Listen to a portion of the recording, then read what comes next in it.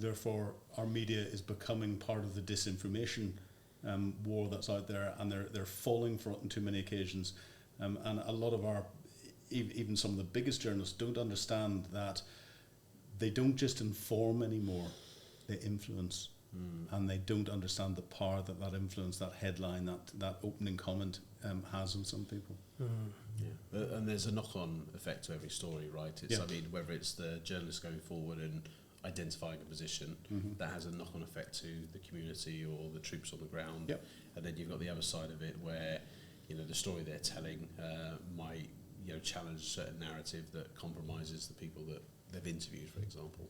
It could do, or compromise our political position. You know, if we had another 2 or 3 hours on the podcast, you know, I could talk through the disinformation that has grown from, you know, the conflict in Ukraine, through to what China is doing in Southeast Asia, through to what's happening between Israel and Gaza, and you know, what we're seeing out of there, and you know, it's shocking the amount of disinformation that is going around because people are putting things. Now I've seen our mainstream press put out at the primetime news videos of things that they've said this is what has happened, and I'm going, no, that's staged, that's made up, and you can tell it's staged because of that.